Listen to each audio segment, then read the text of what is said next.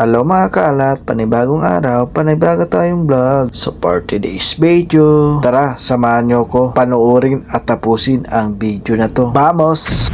So for today's video pala mga kaalat ay magde-date kami ng aking misis. Ang sweet! Pero ang balak sana namin ay kaming dalawa lang. Ngunit yung kuya Rub namin ay sumama pa.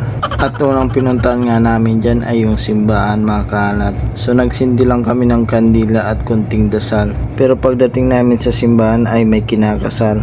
Kaya ayun, nakisosyo muna kami. At congratulations sa bagong kasal. Langhapin ang may asawa.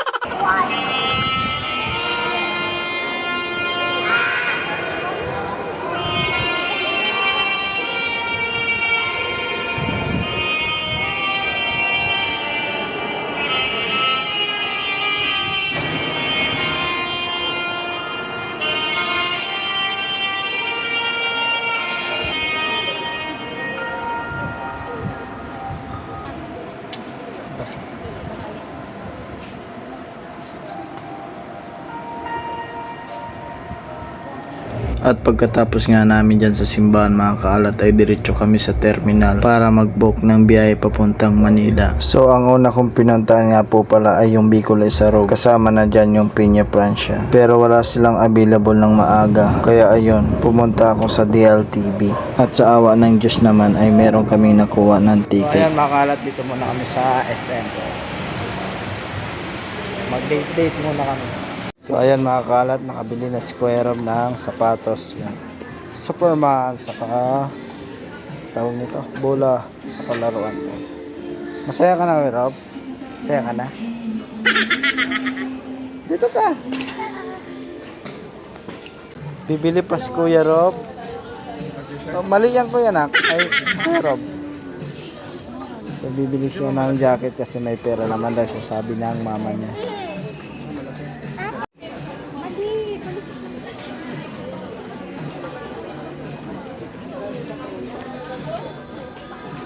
Ay, galing. Ay, very good. Ay, Ma-school na pala yun. Tama naman. ay ipasok mo daw kasi yung ano mama, yung hood. Hood niya, yung hood. Ay, gal. Wala pa kamay. Walang kamay. Labas mo kasi kamay mo. Hindi naman ata na ang salit-salit eh. Yun ang para alay sa iyo. Sakto ba ka? Ayan. Uy. Picture, picture. Oh, picture. So ayan mga kalat, bumili din si Mrs. para din sa baby naming babae. Yan. Tapos ito.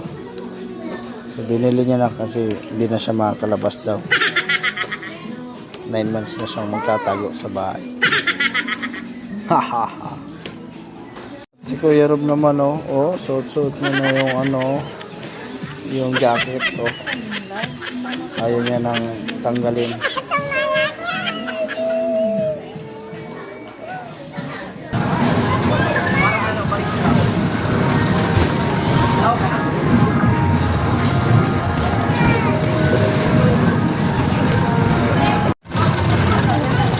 Talo si Papa.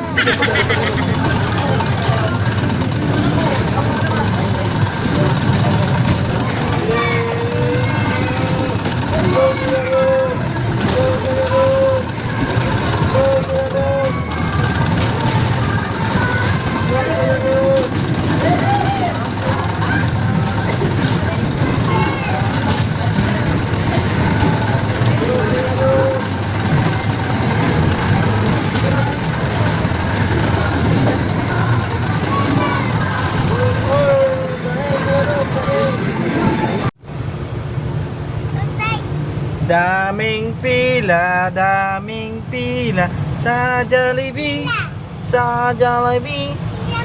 Malamu aluya, malululuya, ang kuyay, maluluya.